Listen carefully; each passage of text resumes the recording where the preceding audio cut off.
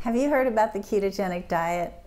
If you're in the United States and paying any attention to what's happening nutritionally, you likely have.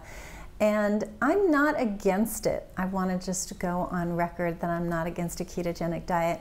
What I am against is a diet that eschews all carbohydrates. I'm against a diet that's very high in animal protein, and let me tell you why.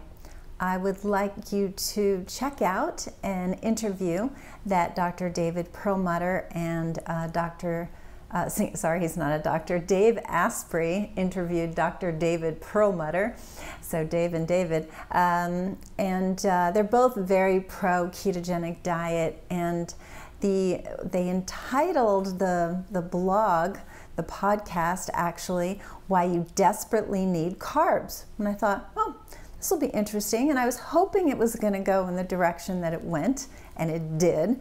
So I want to just share with you some of their comments, because those of you who are very, very pro ketogenic diet and against all carbohydrates, I think you really need to hear this. There's been this expression going around called Keto Confusion, and I thought it was funny that Dr. Perlmutter talked about carbohydrate confusion, so everybody's got some confusion. And let's just go over some of it. I am going to scan down a little bit and look at my notes, so forgive me as I do that. But basically, Dr. Perlmutter started with the fact that healthy diet should not contain a lot of protein of any type. We tend to get too much, but it absolutely shouldn't contain a lot of animal protein, for several reasons. There are some biochemical pathways. mTOR is one. And you can definitely go to my website with my blog and look up some of these, where there's blogs that really go into a nice deep explanation of these pathways and the problems with them. But they're highly inflammatory, move you toward cancer, heart disease, things like that. So that's part of the problem. Another aspect is something called TMAO. So if you eat especially eggs, but also dairy products and red meat, something called TMA is converted into TMAO. Really all you need to know about this is that the gut bacteria consume this and move you more toward a pro-inflammatory state, and you're more likely to get kidney disease and heart disease, strokes, etc., which of course we're all trying to not get. Heart disease is our #1 killer. I guess the real message here is that we've got the 100 trillion organisms that make up our microbiome, and either we're feeding them things that are moving them toward, and us toward, health, or we're feeding them in a way that's moving them toward inflammation. So Dr. Perlmutter mentioned that the set point of inflammation is really dictated by how healthy your microbiome is, and that a healthy microbiome, a happy microbiome, is very low in inflammation, and therefore you're going to be healthier. And inflammation is, of course, the root of all degenerative disease. So whether it's obesity, diabetes, cancer, autoimmune disease, cognitive diseases. Dr. Perlmutter is a neurologist, so he very much talks about the brain. And these types of diseases are all pro-inflammatory. So we want that gut to be happy and healthy. What does your microbiome eat? It eats carbohydrates. Now, we talked about it being really healthy or really unhealthy. So guess what carbohydrates have as a two-faced aspect to themselves?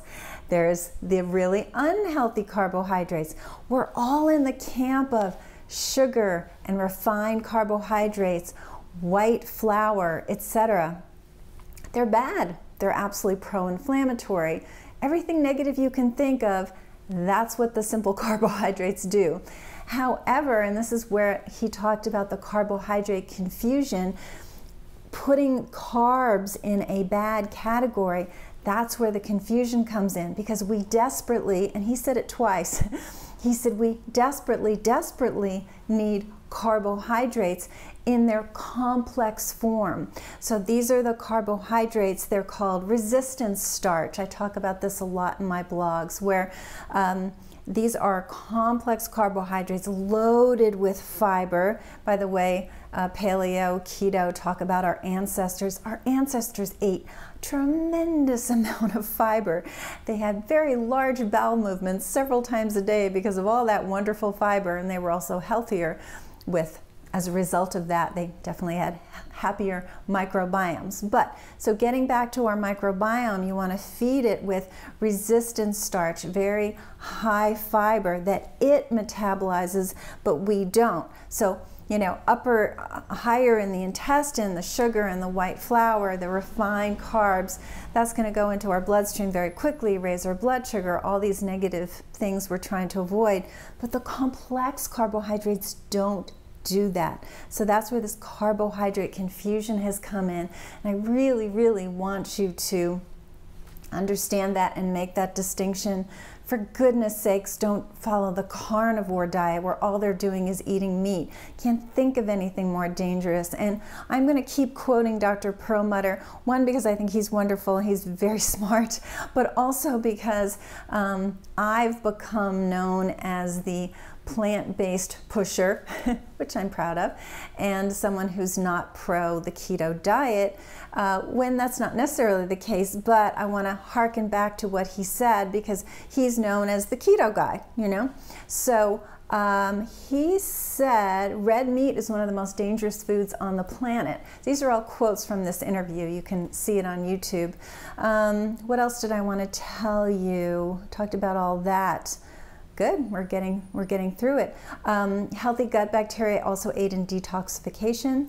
So you know, we really want those gut bacteria to be very, very healthy. They protect the lining so you don't have a leaky gut. Leaky gut leads toward a lot of things, including autoimmune disease. But he summated his dietary recommendations at the end, and again, I'm going to look at my notes. Cut down simple carbs, absolutely agree. Understand net carbs, so that's like what's left after you take away the fiber and the simple carbs and the sugar alcohol, so you can look that up a little bit. Eat a lot of healthy fiber, absolutely. Get good dietary fat, completely agree. Avoid protein from meat, wholeheartedly agree. Sleep, for sure. And exercise, because we're too sedentary. You see, we're in complete agreement. And oh, and he also said 0 carbs is going beyond and way, way too far and very dangerous, which again, I completely agree with. So if you know people that are doing the ketogenic diet, please, please share this with them, because some people are really getting unhealthy because of this. And I want to go over one more thing that he said, which is that he said people who adopted a ketogenic diet and abandoned carbs tend to, as he said, feel crappy, become constipated, don't sleep well, and become agitated. And I see that a lot. So that's what I see here at the clinic, Root Cause Medical. I find a lot of people doing the ketogenic diet very harmfully to themselves because they're removing all carbs, they're not getting enough fiber, they're eating very, very heavy animal protein. All of these things we know to be very dangerous. Now, by the same token, I'm actually a fan of going into ketosis. For 12 hours a day, I recommend you fast if your blood sugar is stable enough to do that. So we recommend that with our patients. It's really balance, okay? We love to swing the pendulum. Carbs are great. No, carbs are horrible. Protein's great. Protein's horrible. You know what? These bodies need it all. They just need it in the right form. So I'm hoping that cleared up some confusion.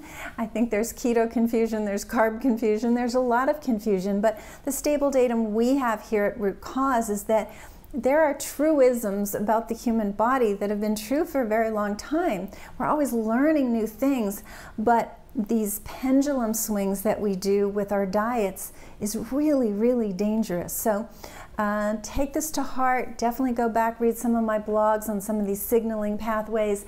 They're very interesting. And really just look at your diet, look at your level of fiber, complex carbs, get your protein mostly from plants, and I think you'll really benefit. And with that said, if your health is not the way you want it to be, We all can use a little help in some specific areas, even if you're eating really well. How is that gut really working? What's your hormone balance like? What are your genetics like? You know, that's something that we're really working very strongly with here at the clinic, which is genomics. We all have our little SNPs, they're called, the little defects that we got from mom and dad, and how is that influencing your health? So there's so much we can do from a functional medicine root cause standpoint of where any burdens that you're suffering with, any obstacles you have in your health and in regaining your health, where those are coming from and what we can do to remove them. So that's our specialty. We're all about regaining, retaining, and reclaiming your best health. So if your health is not the way you want it to be, give us a call. The number here is 408-733-0400.